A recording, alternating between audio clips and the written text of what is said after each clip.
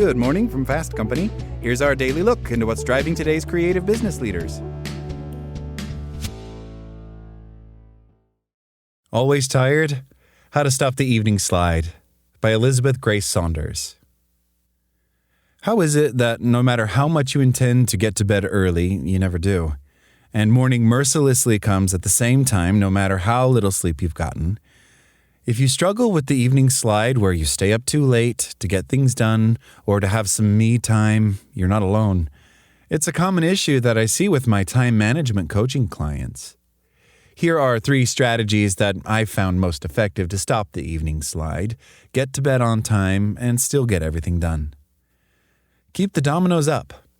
Getting to bed late is often the final block in a chain effect that began much earlier in the day. So to beat the evening slide, you need to keep the dominoes up starting in the late afternoon. I recommend aiming for a standard time when you wrap up work for the day. Then, if permissible, block the 30 minutes before that time on a recurring basis. That keeps meetings from getting scheduled to end when you want to be logging off. That also gives you a few minutes to do a final email check, glance at your daily plan to ensure all the most critical items are completed, and tidy up your desk area. The next domino that you'll want to keep upright is when you eat dinner. If you're not intentional, you can suddenly realize it's 8 p.m. and that you haven't decided what you're eating that night. I recommend deciding what's for dinner by the time you get off work. And if you're not the food channel type, have some easy options on hand. That could look like frozen or pre-made food from the grocery store, cooking extra on the weekend, ordering a big lunch so that you have some leftovers, or putting in a delivery order as you're finishing work. Eating earlier not only helps you get to bed earlier, but also can help your digestion. For some of my coaching clients, eating less than 3 hours before they went to bed led to heartburn. The final domino is recognizing how long it takes between when you start getting ready for bed and actually turn the lights out.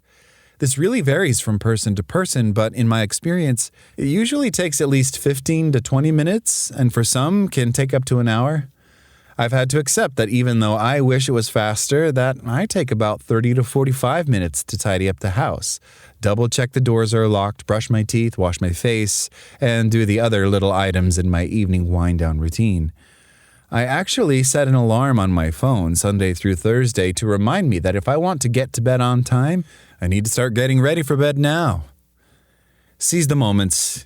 If you find the reason that you're staying up late after you've gotten home, eaten dinner, walked your dog, and put your kids to bed is that you feel like you have no other time to get things done, then it's time to explore how you could better seize the moments. There might be underutilized pockets in your day where, bit by bit, you could check items off the list. For example, instead of turning to social media, you could turn to your to-do list on your breaks, call your insurance agent on your commute home, listen to a self-development podcast while you're working out, or look at reviews for new running shoes while you're waiting in line.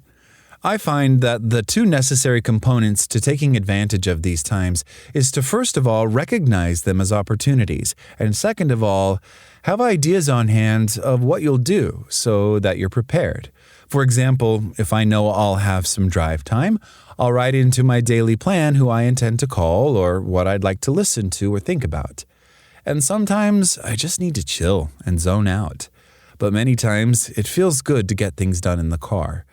If you don't prefer to decide exactly what you're going to do in advance, you could at least have a task list on your phone of potential ideas you can pick from when the pockets of time open up. Getting more done that you need to do or want to do earlier in the day can keep you from feeling like you must stay up later. Script your night. If you really have to get something done in the evening that just couldn't happen during the day, it's important to script exactly what that looks like. For example, you want to decide on the specific task, like reviewing a report or ordering a birthday present. Clarify an ideal stopping point, such as I'd like this wrapped up by 9 p.m., and a must-stop point, such as I have to end by 10 p.m. or I'll be exhausted tomorrow. The reason why you want to decide these specifics in advance is that a script prevents you from wandering from, I guess I'll catch up on my email, and then maybe I'll check a few things off my task list, and then how about I take a peek at the news? Then before you know it, 3 hours have gone by and it's midnight. To really have the ability to script your evening, you'll also need to not work to the deadline. If the report isn't due that day or the deadline for ordering baseball uniforms isn't that night, you can choose to stick to your dead drop deadline and finish the task tomorrow. But if you are down to the wire, you might need to stay up no matter what. Mornings don't have to be so excruciatingly painful, and your time doesn't have to feel so limited. With the right time management strategies, you can beat the evening slide, get to bed on time, and still get everything done. Elizabeth Grace Saunders is the author of Divine Time Management and How to Invest Your Time Like Money and a Time Management Coach. That's all today from Fast Company.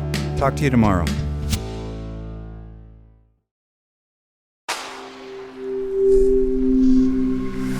Spoken Layer.